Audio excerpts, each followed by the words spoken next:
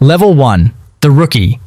You are 18 years old, and you come from a mining town in northern France, where your father spent 30 years underground, and your mother spent 30 years waiting for him to come back up. Stability isn't a dream to you. It's a religion.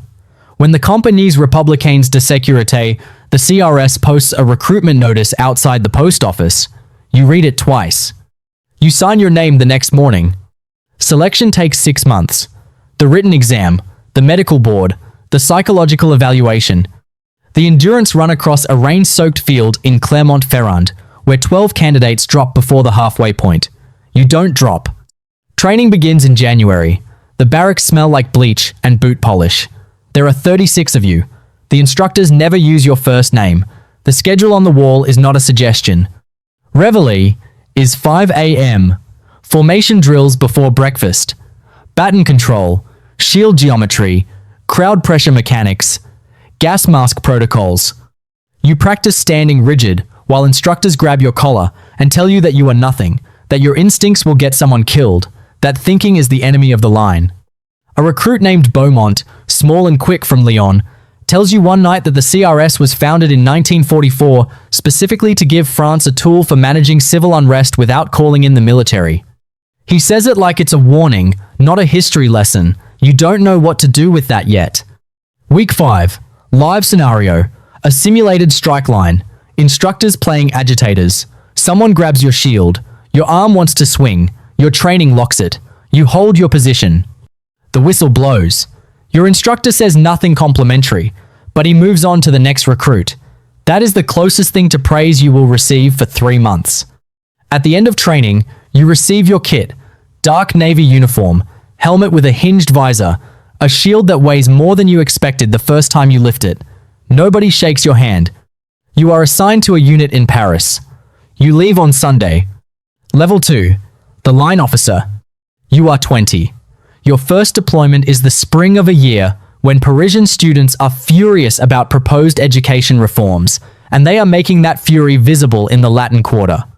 The CRS has been managing student protests in Paris since May 1968, and the institutional memory of that month when de Gaulle nearly lost France to the streets lives somewhere in every briefing you receive. You stand in a line on Boulevard Saint-Michel. Your visor is down. The crowd ahead of you is young, loud, and mostly unarmed. They carry painted cardboard. They chant in perfect rhythm. Someone has chalked slogans on the pavement that you walk over without reading. The radio crackles. Hold position. Do not advance. A cobblestone skips across the asphalt and strikes your shin guard. The line tightens.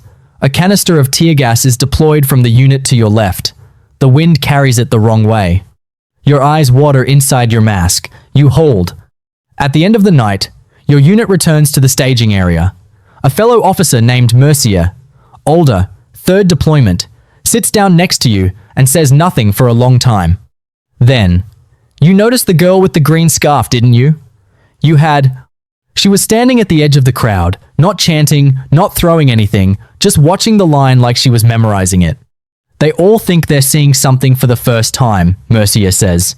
We've been here before. You think about the girl in the green scarf for longer than you think about the cobblestone. Over the following 2 years, you are deployed 17 times. University campuses, fuel depots, railway strikes, a march through the 11th arrondissement that stretches 6 kilometers. Each deployment teaches you a different grammar of crowds, how tension moves through a group, where it pools, where it snaps. You become fluent in a language you never chose to study. By the 15th deployment, you stop watching individuals. You watch the mass. Efficiency is rewarded. You are noticed. Level 3. The Section Chief. You are 25. You command 10 officers. You earned this through reliability, never late, never loud, never wrong twice about the same thing. Your section is tighter than most because you run preparation like a surgeon. Pre-deployment briefings, equipment checks, composure assessments. A frightened officer is a liability. You say this to your section and you mean it. There is a young officer under your command named Gerard. Fast reflexes, excellent instincts, a habit of asking questions in the debriefs that makes senior officers uncomfortable. After a demonstration near the Sorbonne, he catches you alone. Chief, The crowd was peaceful for 4 hours before the order came. Was the advance justified? You tell him to write his report accurately and completely. You tell him that accuracy is what protects everyone. You don't answer his question. 3 weeks later, a night operation in a banlieue north of Paris. Residents protesting the closure of a community health clinic. Third consecutive night. There are children watching from apartment windows above the street. Someone throws a bottle. It doesn't break near anyone. The line flinches. Your section does not flinch. You hold formation. You call it clean, measured, proportionate, no injuries, no escalation. Afterward, your commander pulls you aside. That is what control looks like. On the drive back through the empty city, you think about the windows. You think about the children who will grow up having seen a line of riot shields on the street outside their building. You don't write that thought anywhere.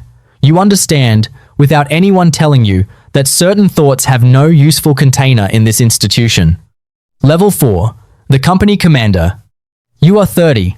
You are behind the line now, not in it. You coordinate between ground units and the operations center. You see the architecture of a deployment, the way a conductor sees a score. Each section, a voice. Each radio channel, a timing mark. The planning is more intricate than you imagine from the line. Intelligence assessments prepared 48 hours in advance, projected crowd density, exit route analysis, legal advisors present at briefings. A press liaison whose job is to make every decision sound measured before it happens and defensible after. You are in command at a large demonstration in the Place de la République. 12,000 people, international cameras on every corner. Your orders are proportionality and restraint. The situation holds for 3 hours. Then a smoke bomb goes off near the eastern barrier. Your radio fills with voices. A unit commander named Delacroix calls for an advance. You countermand it immediately. All units hold. I repeat, hold positions. The smoke clears. The crowd shifts, but does not surge. Within 15 minutes, the eastern barrier stabilizes. The press reports the deployment as measured. Your superiors are satisfied. Delacroix files a grievance, claiming you undermined his field authority. There is an internal review, 2 meetings, no formal finding. But you notice that Delacroix's name is mentioned warmly in conversations where yours is not. You understand something that the shield and the baton never taught you. Being correct in the field and being useful to the institution are not always the same thing. Like and subscribe for more amazing stories like this. Level 5. The Divisional Inspector. You are 36. You oversee 4 units across 2 districts. Your desk is covered in incident reports, staffing matrices, and equipment requisitions. You read more than you deploy. A pattern surfaces across 3 separate reports over 5 months, all different neighborhoods, all involving the same complaint. Disproportionate force during dispersal operations. 2 incidents point back to officers from a single unit commanded by a 14-year veteran named Chassan. His file is decorated, his connections run deep. 2 of the current regional directors came up under him. You open a formal review. The incident footage does not align with the written reports. You take it upstairs. Your superior listens, reviews the file carefully, leans back. These situations are always more complicated than the footage suggests. The timing of this review is not ideal. You push. The documentation is clear. The review proceeds narrowly. 2 officers are assigned remedial training. Chassaing receives a formal notation, a document that changes nothing and satisfies no one. The files are closed. You sign them. That evening, you sit in your car in the underground garage for a long time. You remember being 18 and believing that the uniform came with a fixed set of obligations. You still believe that. The institution, you are learning, believes something more flexible. Level 6. The Regional Commander. You are 41. You run riot response for an entire region. Your name appears in newspapers now, not always the way you would choose. A demonstration in Marseille turns volatile on its second night. Officers under your command deploy water cannons and concussion grenades near the old port. A 17-year-old loses partial hearing in his left ear. Photographs are everywhere within hours. By morning, 3 national newspapers have your name above the fold. A parliamentary inquiry is convened. You testify. You speak about doctrine, proportionality, the operational realities of managing a volatile situation in real time against incomplete information. You choose your words with the precision of someone who knows they are being recorded for a long time. A parliamentarian approaches you privately after your testimony. You handled that well, but you know this follows you now. You know. What you also know, and cannot say publicly, is that you reviewed the deployment footage 3 times, and the proximity of the concussion grenade to the crowd was closer than protocol allowed. The officer who deployed it made a mistake. The mistake was foreseeable. You should have revised the proximity guidelines 6 months ago. There was a memo, you were busy. You do not sleep cleanly for weeks. Not because of the newspapers, because of the memo. Level 7, the Deputy Director. You are 46. Glass office. Skyline view. Your name is on an organizational chart with 400 officers beneath it. You think about policy now, the way you once thought about formations. You commission an external review of de-escalation doctrine.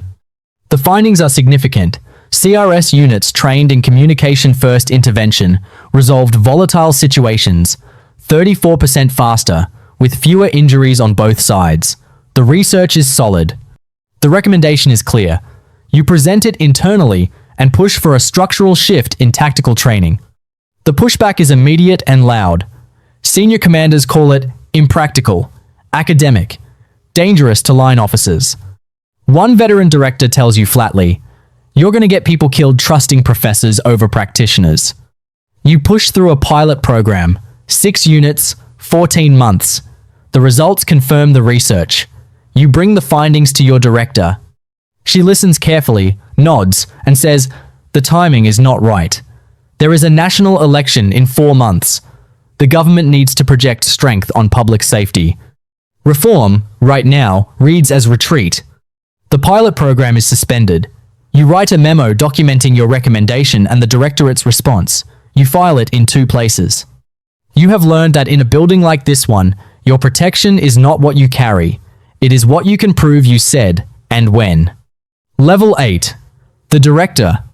You are 51. Your appointment is the first in the CRS's history from someone who served at every rank from recruit upward. Every profile mentions this. You take it as a responsibility, not a decoration. Your first 18 months bring a transit workers' strike that paralyzes Lyon for 9 days, and then a sustained unrest in a suburban corridor north of Paris that runs across 5 consecutive nights. You manage both from the operations center. You answer calls at 2 a.m. You make decisions in real time that journalists will dissect in daylight. On the 4th night of the suburban unrest, a unit commander named Vidal acts without authorization. A crowd is pressed into a dead-end commercial street. 51 people are arrested in a confined space in under 10 minutes. An independent review later rules the operation unlawful. You did not order it. You were not informed until it was done. The Interior Minister calls you in. She does not raise her voice. She does not need to. You accept public accountability. You do not pretend it is the same as accepting that accountability repairs the harm. You implement mandatory real-time authorization for any tactical escalation. You mandate body cameras for all operational personnel and establish an independent monitoring panel for incident review. Some see this as leadership. Some see it as damage control. The distinction has stopped interesting you. What matters is that the authorization chain now has a structure that makes unilateral action harder to execute and easier to trace. Level 9, the exit. You are 55. There has been no single catastrophic incident on your watch, but there is a new administration, a new interior minister, and a political appetite for visible change. Your contract renewal becomes a quiet negotiation that stops being a negotiation. A prepared statement is issued. It thanks you for your service. It notes your tenure. It is 4 sentences long. 37 years. You held a line at 20. You commanded 400 officers at 51. You revised the authorization chain. You shelved a pilot program that worked. You signed documents you didn't fully believe in and refused to sign others that cost you politically. None of that is in the 4 sentences. You leave headquarters on a Thursday afternoon. The phones keep ringing behind you. A replacement is announced within 10 days. Younger. No operational experience to speak of. Well connected. The announcement uses the word reform 4 times. You watch it on the evening news and say nothing. Level 10. The memory. You are 61. You consult now. Working groups, academic panels, the occasional European Committee on Public Order Standards. You say what is true, which means you are called back with decreasing regularity. You watch your former institution on the news. A new protest, a new deployment, a new press release using language you recognize because you helped write its template at level 6. You know exactly what it is designed to say and exactly what it is designed not to say. You are invited to speak at a public forum on policing reform. You accept. You say the things you could not say at level 8. That a chain of command is not the same as a chain of accountability. That protocol, followed precisely and without judgment, can still produce injustice. That the hardest part of wearing the uniform was never the violence directed at you, it was the silence required of you. You think about Beaumont, the recruit who told you in year 1 that the CRS was built to manage civil unrest without calling in the army. You think about Gerard, who asked whether the advance was justified and never got an answer. You think about the children at the apartment windows in the banlieue. You think about the girl in the green scarf who was memorizing the line. You were never simply rising through ranks. You were being asked, at every level, to make a trade a piece of your private judgment for a piece of institutional trust. And the trade was always presented as necessary, as temporary, as the cost of the next level. The hardest truth, the one no instructor in Clermont-Ferrand ever prepares you for, is this: the institution moves on without memory. The collective memory of every decision, every doubt, every compromise belongs to the individual alone. Only you carry it. And you carry it for the rest of your life.